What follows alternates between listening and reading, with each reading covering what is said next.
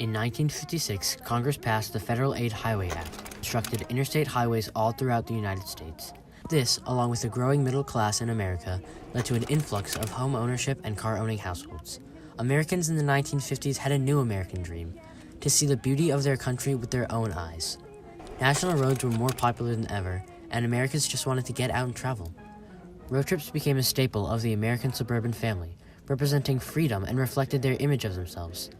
But that freedom wasn't extended to everyone. African Americans had troubles with this new form of entertainment. They were getting rejected from motels, gas stations, restaurants, and more. But this travel guide gave African Americans an extensive catalog of safe places where they could eat and sleep.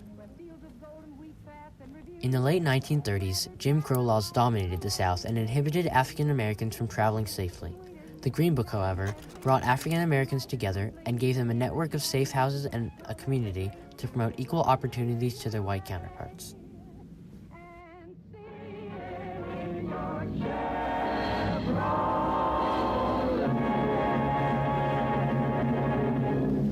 Due to Jim Crow laws, Black Americans who wanted to go on road trips had to go through all sorts of procedures that their white neighbors didn't have to.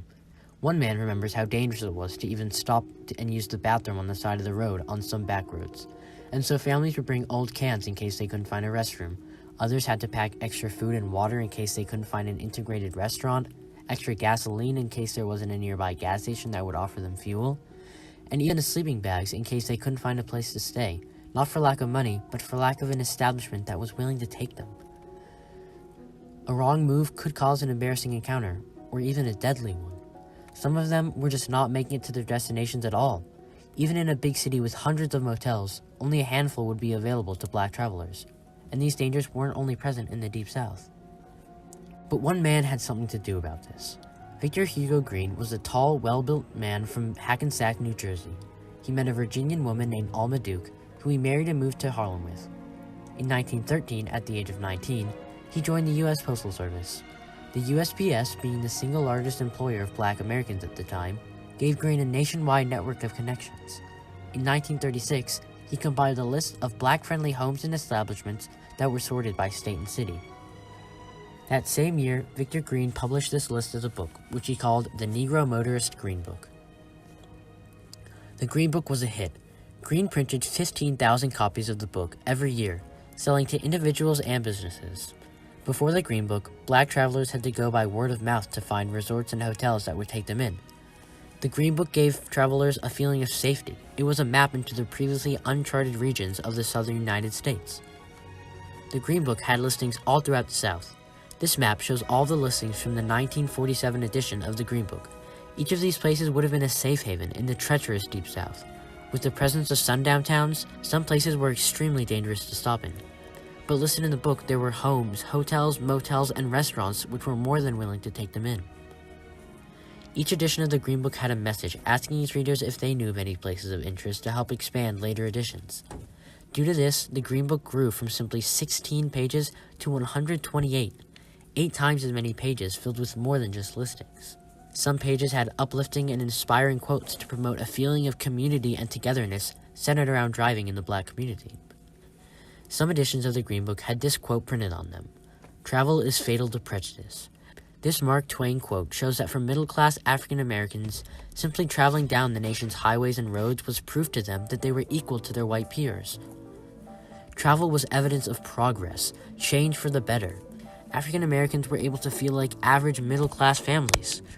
This same edition of the Green Book had an advertisement for a Black scholarship, showing how this book was a place for Blacks to help each other. The Green Book's original intent was to help Blacks travel, but in subsequent editions, its intent was to help the Black community in all aspects of life. Green teamed up with the Esso gas station chain, later changed to ExxonMobil, to allow them to advertise the book and sell it in their stores in exchange for ad space in the book. As a result of this, it is estimated that by 1962, there were 2 million copies of the Green Book in circulation. Unfortunately, however, Green died in 1960, and his widowed wife Alma had to take over the business. But in his lifetime, Victor Hugo Green had optimism. In the 1950 edition of the Green Book, these words were printed: "There will be a day sometime in the near future when this guide will not have been published. That is when we as a race will have equal opportunities and privileges in the United States. It will be a great day for us to suspend this publication, for then we can go wherever we please, and without embarrassment. But until that time comes, we shall continue to publish this information for your convenience each year. Congress passes the most sweeping civil rights bill ever to be written into the law, and thus reaffirms the conception of equality for all men that began with Lincoln and the Civil War 100 years ago. The Negro won his freedom then. He wins his dignity now. Victor Hugo Green was correct about this statement. 14 years after that publication, President Lyndon B. Johnson signed the Civil Rights Act of 1964. In 1947, Green had started his own travel agency, which was called the Vacation Reservation Bureau, whose offices were here, right in the heart of Harlem. Underneath the agency was a dance club called Small's Paradise, which was the most popular nightclub to be owned by an African American and be integrated.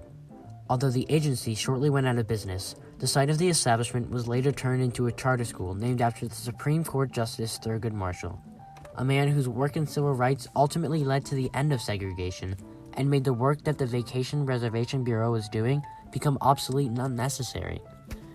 The school was built on the corner of 135th Street and Adam Clayton Powell Jr. Boulevard, a street which was named after a civil rights leader and the first person of African American descent to be elected to Congress from New York, another man whose activism helped dismantle segregation. The street corner, looming over Popeyes, shares a great historical meaning with civil rights and the black community. Some of the last editions of the Green Book gave readers information about the Civil Rights Act, letting them feel confident in their new sense of freedom. The Green Book stopped being published in 1966, and although Victor Hugo Green never got to see the civil rights laws get passed, he did help his fellow African Americans during the time of Jim Crow, and that makes him just as important as the civil rights leaders themselves.